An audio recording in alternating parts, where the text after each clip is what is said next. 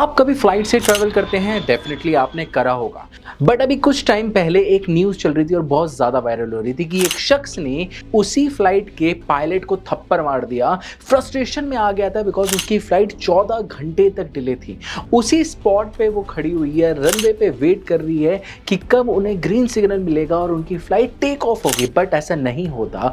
एक और चीज़ बड़ी वायरल हो रही थी, एक एक्ट्रेस हैं जिनका नाम है राधिका आप्टे। इन्होंने भी अपने इंस्टाग्राम के ऊपर एक पोस्ट किया था कि इनकी भी फ्लाइट बहुत टाइम तक डिले रही। इनके साथ जो भी उस फ्लाइट पे पैसेंजर्स थे, इन्होंने बहुत घंटों तक एयर ब्रिज पे ही टाइम स्पेंड किया।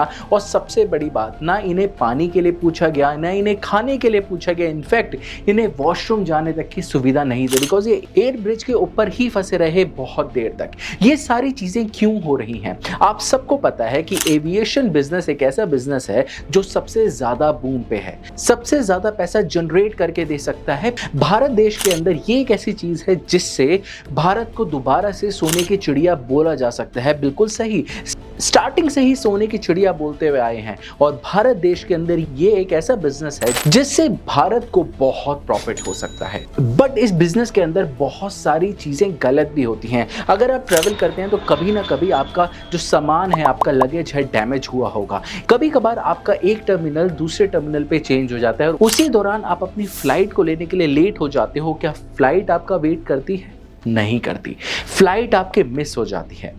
आज की वीडियो में हम यही बात करने वाले हैं कि भारत के अंदर ये जो एविएशन बिजनेस है इतना ज़्यादा प्रॉब्लम्स क्यों देख रहा है, इसके अंदर इतने ज़्यादा फेलियर्स क्यों आ रहे हैं, इतने सारे एयरलाइंस फेल क्यों होते जा रहे हैं, और सबसे इंपॉर्टेंट चीज़, इनकी प्रॉब्लम क्या होती है।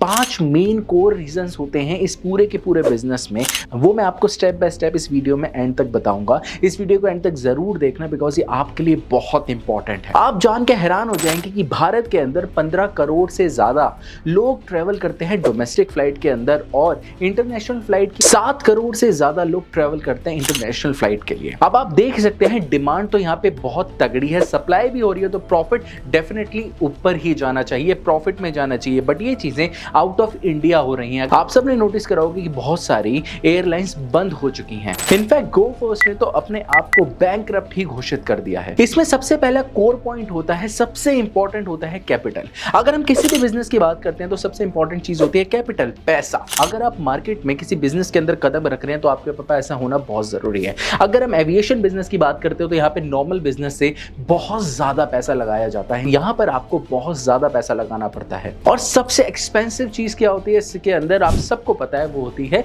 एयरप्लेन्स। एयरप्लेन्स 2 जगह से हम मंगा सकते हैं, तो एयरबस या बोइंग। ये दोनों ही ऐसी कंपनी हैं जो आउट ऑफ इंडिया की कंपनीज हैं, जिसके अंदर ये एयरप्लेन्स को बेचते भी हैं और लीज पे भी चढ़ाते हैं। अगर हम लीज की बात करते हैं तो पर मंथ के हिसाब से इन्हें रेंट आउट करना पड़ता है। अगर हम परचेज की बात करते हैं तो आज तक की हिस्ट्री के अंदर सबसे बड़ा परचेज करा है इंडिगो ने। इस कंपनी ने सबसे बड़ा ऑर्डर दिया है, सबसे ज्यादा परचेज की है एयरबस। एयरबस 500 ऑर्डर इन्होंने की हैं, जो डिलीवरी हो जाएगी वो होगी 2030 से 2035 तक डिलीवरी आ जाएगी इंडिगो के पास। एयर इंडिया ने बोइंग से लीज पे लिए हैं बहुत सारे प्लेन्स, जिनका वो रेंट हर महीने दे रहे होते हैं। इसके अंदर एक सबसे एक्सपेंसिव चीज होती है, वो होती है फ्यूल, जिसके ऊपर एक कंपनी का जो प्रॉफिट होता है, जो भी वो लगा रहे हैं उसका 30 से 35% वो फ्यूल के ऊपर खर्च करते हैं, बिकॉज सबसे ज्यादा एक्सपेंसिव होता है फ्यूल। ये फ्यूल इतना एक्सपेंसिव क्यों होता है? जब प्लेन हवा में होता है तो जो फ्यूल है वो जम ना जाए। ये सारी की सारी चीजें इस फ्यूल के अंदर होती हैं, जिसे हम बोलते हैं एविएशन फ्यूल। 2007 और 2008 के आंकड़े की बात करते हैं तो कर्ड ऑयल जिससे फ्यूल बनता है उसका प्राइस $76 पर बैरल का, बट जो आज बढ़कर हो चुका है $132 पर बैरल। आप सोच सकते हैं जो इसका अमाउंट है कितना ज्यादा बढ़ चुका है, और हर जगह पर इनके अंदर वैट और टैक्स अलग अलग लगते रहते हैं। अगर भारत देश के अंदर यहाँ पे हम देखते हैं तो हम बाहर से इंपोर्ट करते हैं फ्यूल को, बिकॉज यहाँ पर इस फ्यूल को नहीं बनाया जा सकता। सेकंड सबसे इंपॉर्टेंट चीज होती है अनसर्टेनिटी। आप सबको पता है कि भारत देश के अंदर कभी भी वेदर चेंज हो जाता है, और आप सबने एक चीज सुनी होगी, fog season. Fog season flights के लिए सबसे ज्यादा गड़बड़ वाला सीजन होता है, जिसके अंदर बहुत सारी फ्लाइट्स को वेट करना पड़ता है और इसकी वजह से उन्हें बहुत ज्यादा नुकसान भी होता है। आप सबको पता है कि जब भी फॉग होता है आसमान के ऊपर तो ग्रीन सिग्नल नहीं दिया जाता, फ्लाइट टेक ऑफ नहीं हो सकती हैं, कितने भी घंटे क्यों ना हो जाए उन्हें वेट करना पड़ेगा। पायलट रेडी होता है, पैसेंजर्स रेडी होते हैं, क्रू मेंबर्स रेडी होते हैं, बट वो वेट कर रहे होते हैं ग्रीन फ्लैग का, ग्रीन लाइट का। जब वो उन्हें मिलती है जब ही वो आगे बढ़ सकते हैं, आइदर वो वहीं के वहीं खड़े रहेंगे। ये सारी चीज़ें तो कंट्रोल नहीं कर सकते हैं जो फॉग सीजन होता है, बट ये कंपनीज बहुत सारी चीज़ें कंट्रोल कर सकती हैं। अगर ये सारी चीज़ें हो रही हैं तो उस फ्लाइट के अंदर उन पैसेंजर्स को खाने की फैसिलिटी दे दी जाए। वो सारी की सारी इंफॉर्मेशन उन पैसेंजर्स को बता देनी चाहिए, जब ही वो पैसेंजर शांत रहते हैं, जिनकी वजह से उन्हें कोई प्रॉब्लम नहीं होती। अगर उस शख्स को ये सारी चीज़ें प्रोवाइड की जाती, सारी की सारी चीज़ें उनसे बताई जाती कि किस वजह से हम फ्लाई नहीं कर पा रहे, तो शायद वो पैसेंजर उस पायलट को थप्पड़ नहीं मारता। अगर हम नुकसान की बात करते हैं फ्लाइट्स की, तो डेफिनेटली कोविड के टाइम पर बहुत सारी फ्लाइट्स को रद्द कर दिया गया था, बहुत सारा लॉस भी देखा था एयरलाइन इंडस्ट्री के अंदर। अगर हम आंकड़े की बात करते हैं तो ग्लोबली एयरलाइंस इंडस्ट्री को अप्रॉक्स $84.3 बिलियंस का नुकसान हुआ था, बट नेक्स्ट ईयर इस इंडस्ट्री ने $51 बिलियन तक कम कर लिया था इस नुकसान को। 2022 के अंदर मात्र $11.6 बिलियन के नुकसान तक ले आए थे। सोचिए कितना ज़्यादा नुकसान था और उन्होंने कितनी जल्दी रिकवर करना स्टार्ट कर दिया।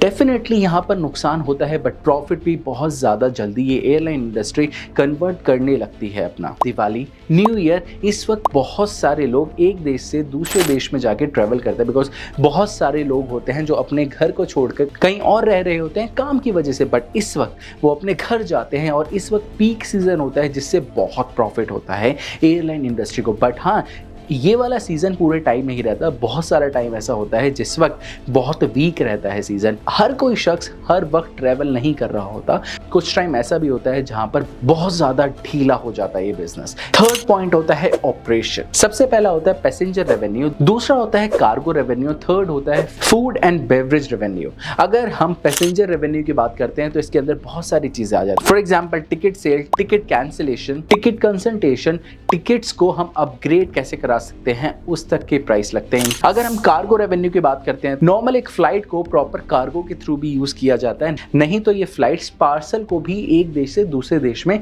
भेजते हैं, उसका भी इन्हें रेवेन्यू होता है। और फूड एंड बेवरेज के तो आप सबको पता है, एयर इंडिया और विस्तारा जैसी बड़ी बड़ी जो एयरलाइंस हैं वो तो अपने पैसेंजर्स को फूड प्रोवाइड करते हैं और इन फ्लाइट्स को कहते हैं फुल सर्विस फ्लाइट्स। बस बहुत सारी ऐसी फ्लाइट्स हैं जो चार्ज करती हैं खाने का, वो अपने पैसेंजर्स को प्रॉपर मेन्यू दे देते हैं कि आपको जो चीज़ चाहिए आप ऑर्डर कर सकते हैं, आपके पास आ जाता है। अगर हम मेन ऑल ओवर देखते हैं तो प्रॉफिट इन्हें सबसे ज़्यादा पैसेंजर टिकट से आता है, बिकॉज अगर हम इसी के अंदर एक्सपेंस की बात कर लेते हैं कि एक्सपेंस क्या क्या होते हैं, सबसे ज़्यादा एक्सपेंस होता है एक एयरलाइन इंडस्ट्री के अंदर कैप्टन की सैलरी, उसके बाद आता है क्रू की सैलरी, उसके बाद आता है ग्राउंड टीम जो होती है उनकी सैलरी। डेफिनेटली यहाँ पर बहुत सारा पैसा दिया भी जाता है। फॉर एग्जाम्पल 4,324 करोड़ का पूरा एक्सपेंस दिखाया, और यहाँ पर एक और खर्चा भी होता है। फॉर एग्जाम्पल अगर आप कहीं बाहर जाते हो और आप अपनी गाड़ी को पार्क करते हो तो उसका आपको चार्ज देना पड़ता है। ऐसे ही एयरपोर्ट के ऊपर जब आपके एयरप्लेन्स खड़े रहते हैं उनका भी चार्ज लगता है, जिसे हम बोलते हैं ग्राउंडिंग चार्जेस या फिर पार्किंग चार्जेस भी बोल सकते हो। फोर्थ आता है गवर्नमेंट।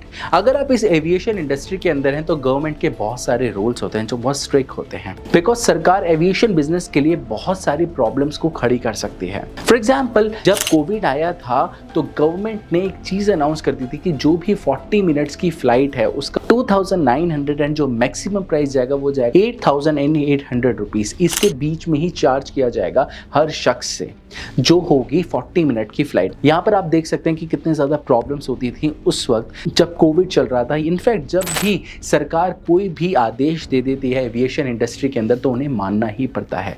अब लास्ट पॉइंट की बात करते हैं जो सबसे इंपॉर्टेंट होती है, वो होती है ब्रांड लॉयल्टी। अगर हम आंकड़े की बात करते हैं तो मात्र 1% ऐसी जनता है जो 45% फ्लाइट अटेंड करते हैं। यहाँ हमें अपने ब्रांड की लॉयल्टी बनानी कैसी होती है, मैं आपको एक एग्जाम्पल के साथ समझाता हूँ। किंगफिशर ने जब एविएशन एविएशन इंडस्ट्री के अंदर आए थे उन्होंने अपनी इकोनॉमिक टिकट के अंदर भी बहुत सारी फैसिलिटीज़ दी थी। उन्होंने लेग स्पेस दिया था, उन्हें मील प्रोवाइड की जाती थी अपने पैसेंजर्स को, इनफैक्ट उन्होंने हेडफोन्स भी गिफ्ट करे थे।